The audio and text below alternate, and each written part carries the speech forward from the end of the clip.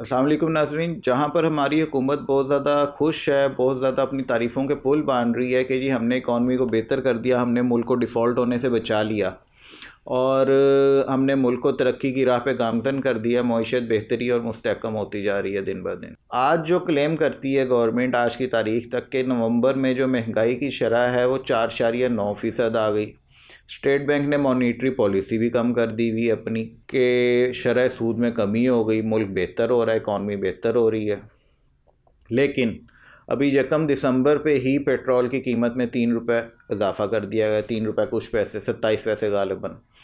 और अगर महंगाई की शरह 4.9% पे आ गई और शरह सूद भी कम हो गई तो इसका रिलीफ़ आवाम तक क्यों नहीं पहुंचा अब तक?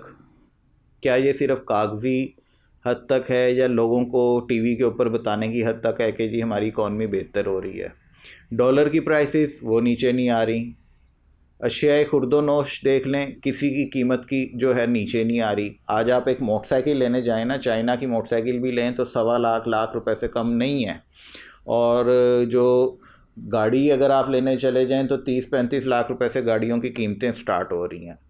गोया मानना जी ये कीमतें बढ़ी थी जब हमारी इकॉनमी जो है स्टेबल नहीं थी, हमारी इकॉनमी कमज़ोर थी और हमारा जीडीपी भी ग्रोथ नहीं कर रहा था।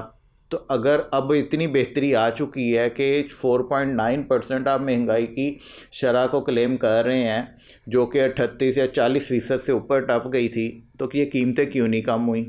आप खाने पीने की चीज़ें देख लें, किसी एक चीज़ की कीमत जो कम हुई हो, गाय का गोश्त मार्केट में 1400 रुपये किलो बिक रहा है, बकरे का गोश्त 2500 रुपये किलो बिक रहा है, लाहौर शहर की बात कर रहा हूँ। चिकन का रेट 500 रुपये के इर्द गिर्द घूम रहा है, कभी नीचे हो जाता है, कभी ऊपर हो जाता है। एक अंडा लेने चले जाएँ तो 27 से 28 रुपये का एक अंडा है।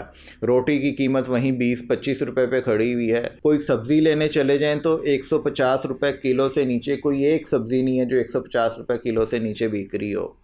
और आमदनी किसी की नहीं बढ़ी। कारोबारी तबके को देखें तो वो परेशान है, नौकरी वाले लोगों को देखें तो वो परेशान है।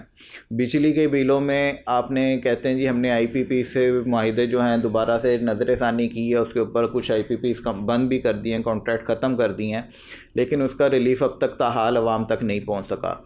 यूटिलिटी स्टोर्स आपने काफ़ी हद तक बंद कर दिए जो गरीब को किसी हद तक सस्ती अशिया फराहम कर रहे थे।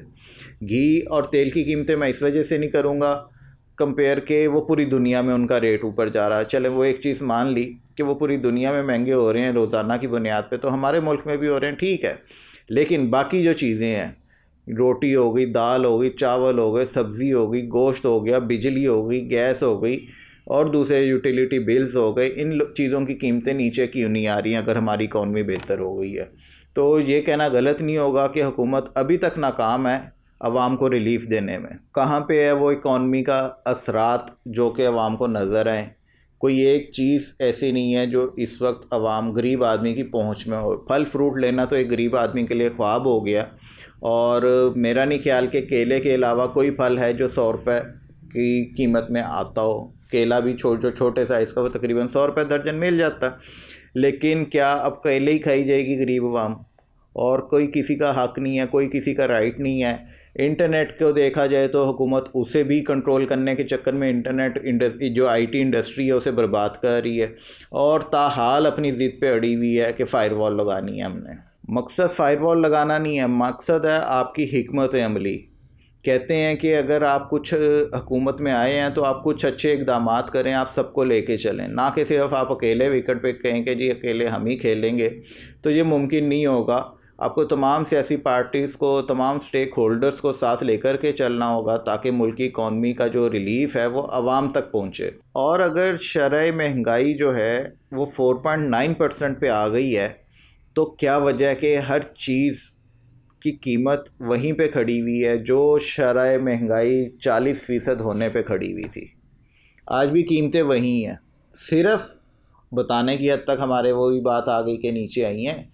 शरह महंगाई जो है और शरह सूद कम होने से भी कोई फ़र्क नहीं पड़ा। हाँ, फ़र्क पड़ा होगा तो इन्वेस्टर्स को पड़ा होगा, बिजनेसमैन्स को, बड़े बड़े लोगों को पड़ा होगा, गरीब अवाम को नहीं पड़ा होगा। तो हुकूमत को बहुत शिद्दत के साथ इस अमर पे सोचने की ज़रूरत है कि गरीब आवाम को इस चीज़ का रिलीफ कैसे दिया जाए। गरीब आवाम पाकिस्तान में दो ही तबके रह गए, एक अपर क्लास और एक लोअर क्लास। मिडिल क्लास ख़त्म हो गई। जो मिडिल क्लास थी वो बेचारी लोअर क्लास में आ गई और सफ़ेद पोशी में अपनी ज़िंदगी जो है गुजार रहे हैं। हमारे मुल्क में तब तक क्राइम रेशो कंट्रोल नहीं हो सकती, क्राइम को, बेरोज़गारी को, इन चीज़ों को कंट्रोल नहीं किया जा सकता जबकि हुकूमत हकीकी तौर पे अवाम के बारे में नहीं सोचेगी। तो ये हुकूमत को सोचने की ज़रूरत है। मुझे इजाज़त दीजिएगा, अगले प्रोग्राम तक के लिए अल्लाह हाफ़िज़।